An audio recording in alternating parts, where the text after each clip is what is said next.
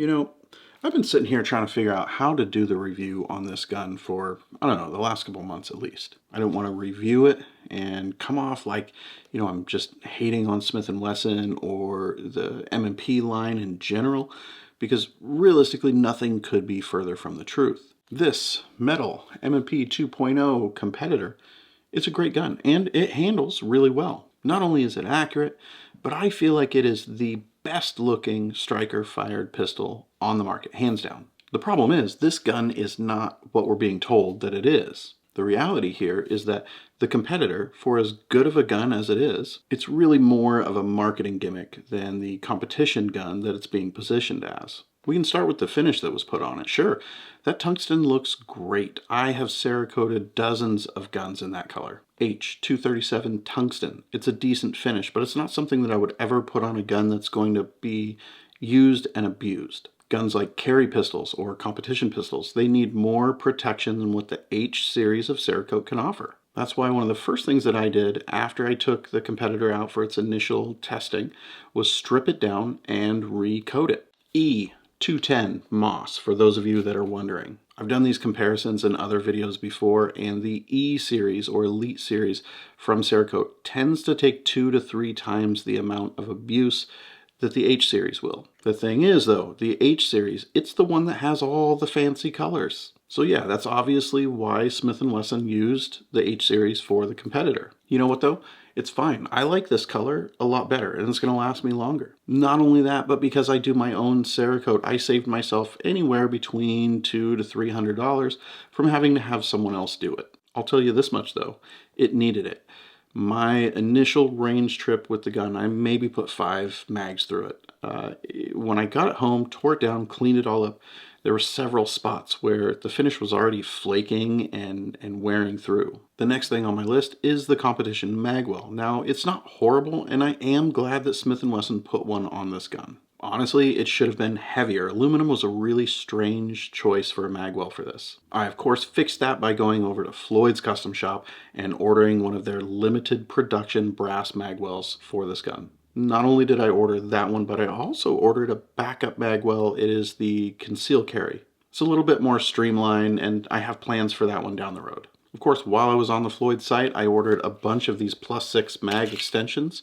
You can never have too many of those. So the brass Magwell, it is considerably heavier than an aluminum one, and it does make a big difference in how this gun handles. Putting a brass Magwell on this gun is something that if Smith & Wesson was really serious about making a competition gun, they would have done right out of the gate. Most competition shooters will tell you that the heavier the gun, the better, for the most part. It helps stabilize the gun and absorb quite a bit of recoil. Depending on where you add that weight, it can do a lot for you. The Magwell is a great place to add a little bit of weight. Thus, why a lot of Magwells are made out of either brass or tungsten. That's why I feel like it was kind of a strange choice to make this frame out of aluminum instead of steel. The weight difference between the polymer and metal frame M&P, it's really minimal. On paper, it's like an ounce or something. Now in reality, the two guns, they don't really handle that much differently. I can swap my 4-inch Floyd's Custom slide and barrel between its frame and the metal frame,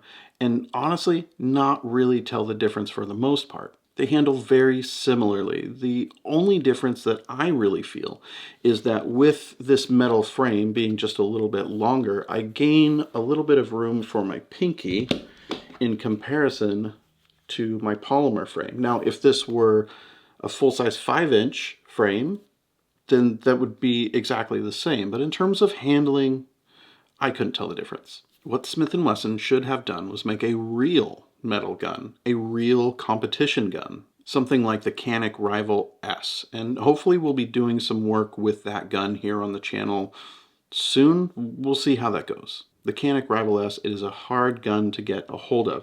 I'm not going to hold my breath, but I'm hoping to see one here in my office in the near future. I'll tell you this much though, Canic has their shit together. If you've ever shot a CZ, you know the advantages of having an all-steel gun. Those guns handle phenomenally, and a lot of that has to do with the steel frame. Hell, I have a double stack Rock Island 1911 chambered in 9mm. All steel, all business, and it's one of the smoothest shooting guns that I own. Making this gun out of aluminum, it was a way to make a metal gun without really being serious about making a metal gun. Best of all, most people don't even know any better. And when you get a handful of influencers talking it up, no one cares or even asks questions. That doesn't mean the competitor is trash. It just means that it falls short of what it's supposed to be. It's like putting a spoiler on a trash Honda Civic. Look, bro, you're still in a Honda Civic. It ain't no Ferrari. And that's what we've got right here. Okay, let's see, what else? Still not a fan of the core optic system. Those plates are loose and sloppy, and I don't like them. That's why instead of using Smith & Wesson's plates, what I have here is an adapter plate from C&H Precision. I'll leave a link to them below as well as a discount code if you want to go check them out. Now, for those of you who are getting ready to ask, yes, I have tried the DPP plates from Amazon. You guys kept blowing me up in the comment section about them, so I figured I might as well order one and at least check them out. Sure, they are cheap. But you know what? Mine came in, I took a good look at it, I threw it in the trash and never looked back. I use those C&H plates because they are precision cut. They're strong, they don't have the flex that the DPP plates have. The edges are all smooth. I like the C&H plates, I trust the C&H plates, that's why I use them whenever a plate is necessary. I use the plate on this gun to hold the new Holosun 507 comp. This one is in green. Great optic. It has quickly become one of my absolute favorites. I'll either leave a card or a link or whatever to that review if you want to see that.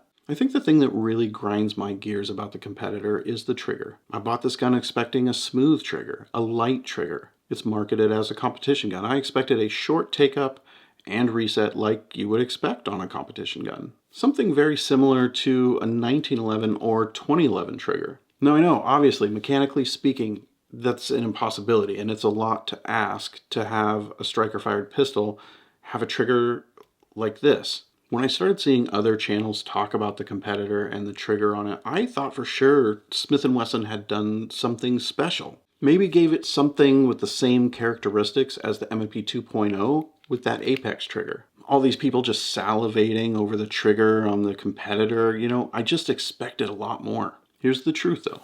This trigger right here, it is the same operationally and mechanically as the 10mm M&P. It's the same exact trigger that's in all of the M&Ps. 9mm, 10mm, 45. Every caliber, every barrel length. They all have the same one. There is nothing special or different or competition about the trigger in the competitor. Sure, it's leaps and bounds improved from the old hinge style triggers that they all came with, but again, this is just the same exact trigger they're pumping out in all their other guns. Now it's great for like a concealed carry 9mm or like it's in my 10mm that I have.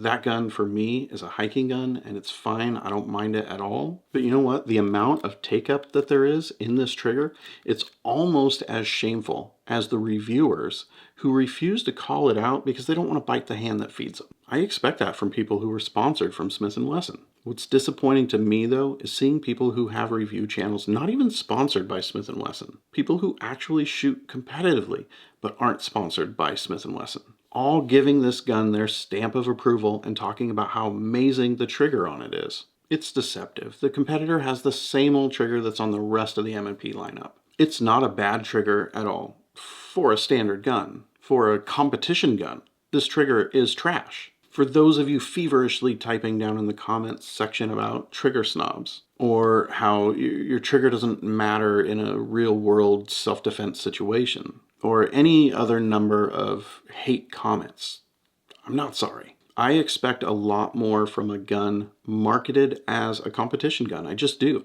The reality is you can buy a standard 5-inch polymer M&P. You can get a Floyd's Custom Magwell, mag extensions, Apex flat face trigger. By the time you're said and done with, you've got a much better performing gun for not too much more than what you're going to spend to buy the competitor. Not to mention, if you can find a Canik Rival S, those guns retail at the same price as the M&P competitor, and those guns are a monster. They're everything that this gun should have been, but isn't. I just feel like if you're looking for a gun to use in a competition type setting like the name competitor suggests, Smith & Wesson fell short in a few very key areas. Now, it's not like I hate this gun though, I really don't. I know so far it's a lot of negatives. The reason that I bought this gun is because I am a long-time fan of the M&P. It may not sound like it, but I really am. Not only am I a fan, but I already had a handful of these 17 round mags, so it just made sense to buy an M&P. Me, I've always loved the way that the M&P fits in my hand. It's comfortable and it just feels right. That super aggressive grip texture that came on the 2.0, I absolutely love that. I'm really glad that they didn't mess around with that texture on these new guns. I like that they added 2 mag releases to the packaging for the Competitor. Not only does it come with the extended mag release already mounted to the frame, but if you want something that's more like the standard mag release, that one is in the package as well. So if you decide that you want to use this gun for, concealed carry or daily carry or whatever, you can go ahead and swap that mag release out so you don't have any issues where you're accidentally dropping a mag. These iron sights, blacked out rear and green fiber optic front. Not only that, but I think the front has some tritium in there because I've noticed in the dark they do actually glow just a little bit. Now, if you know me, if you know my channel at all, you know that I prefer a red dot. If I absolutely have to use iron sights, I am all about that blacked out rear and fiber optic front. The fiber on the Competitor, it's clean, it's clear, it's actually really bright. Also, I'm really glad that they used green instead of red. I'm not going to go dig it out, but the Competitor comes with the most massive pistol case I've seen in a long time. Inside that case, it comes with 4 mags, which is great. Of course, if you live in a free state, you don't end up with 4 bullshit 10-round mags like I got. Again, M&P user for years, so I've got a stockpile of these things. I've actually never even loaded the ones that came with this gun. I'm not a big fan of 10-round mags, but I should actually start using those for the range just so I can kind of save wear and tear on my good magazines. For those of you who aren't living under communist rule, you can expect 4 17-round mags with this gun. Like I said, if you head over to Floyd's Custom Shop, you can get these +6s, which is going to give you 23 rounds per magazine. Inside of the case, it's got all of the paperwork and cable lock and different size back straps for everybody. All the paperwork that nobody reads and the stuff that nobody cares about. This gun, the gun itself, is smooth shooting. I found it to be extremely accurate. Not only that, but it's also very reliable. I've yet to encounter a single issue with reliability with the Competitor. This frame, it does have slightly different measurements than a polymer version. Now, a lot of people have said that their metal frame does fit the holsters for their polymer frame. I've had a really hard time there because the companies that I tend to buy my holsters from, they have a lot of definition in them. And because of that little bit of variation in the metal frame versus polymer, none of my holsters would fit. For those of you looking for holster options, I have 2 of them that I really like and I use pretty frequently for the Metal M&P. Both of those options were made by a small company called Packin Holsters. I'll leave that information down in the description, of course. Email, let them know what you want, and they will go through every option available to make sure you're getting exactly what it is that you need. They've made me a handful of holsters for different guns, including my 10mm M&P, and I've been thrilled with every one of them. Over here, I've got the outside the waistband version. This one is set up so that I can put it on my G-Code battle belt. Having this holster will come in handy if I ever do decide to actually start shooting some competition stuff. There's a weekly pistol league here locally that I want to join, but to be honest, life has just been crazy the last year and a half or so, but I'm hoping in the very near future that I can start doing that. The other holster is this guy here. This is an inside the waistband holster. I had to make this with the dragon scale gray material. I really like this. All right, you guys, I'm out here today getting a little range time in with the Metal M&P 2.0 Competitor, and I am drawing from the Packin Holsters inside the waistband dragon scale holster. Really kind of loving this thing. Some may think that carrying a 5-inch gun inside the waistband is a little bit excessive. I say it's just right.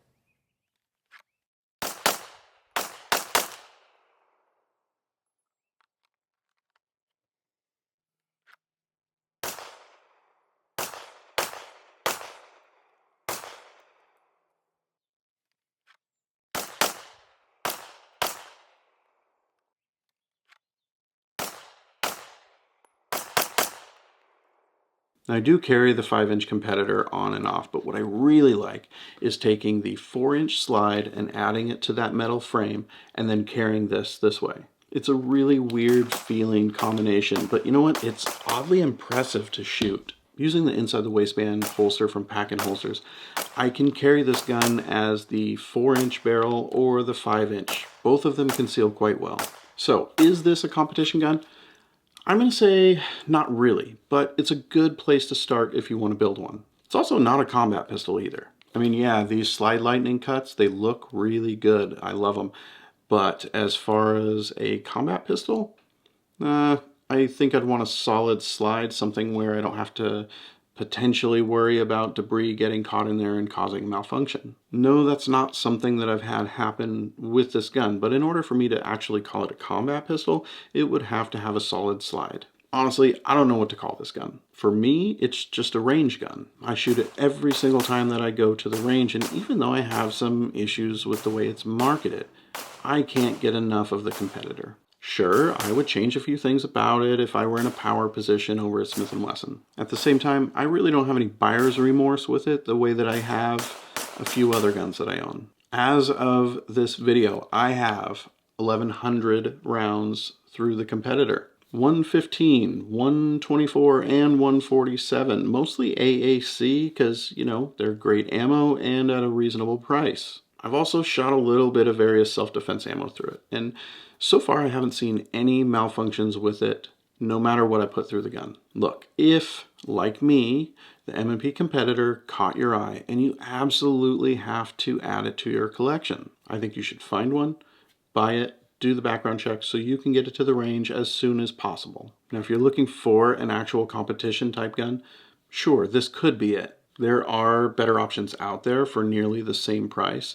But yeah, I mean, you could buy the Competitor and, you know, get a holster and pretty much get started. As a range gun, it's incredible. Sure, it's no 2011, but for a striker-fired pistol, the Competitor shoots really well. Change the finish, add an optic, wait for apex to make a trigger for it. Boom, you're in business. Now, I'm going to keep shooting it. I'm going to keep upgrading and testing it like I do all my guns. I want to order an Apex barrel, and I want to send that off to Floyd's and have them port it. I want to do a little testing between stock and ported with this gun. I've got a set of DPM springs already for the Competitor. I just haven't put them in yet. I got a whole bunch of things that I want to try with the Competitor. I'm probably not going to do quite the in-depth series that I've done with the Hellcat, but I do have a lot of stuff lined up for this gun. So stick with me. Keep an eye out for that content as I keep making videos. As always, thank you guys for watching, and I'll see you back here real soon.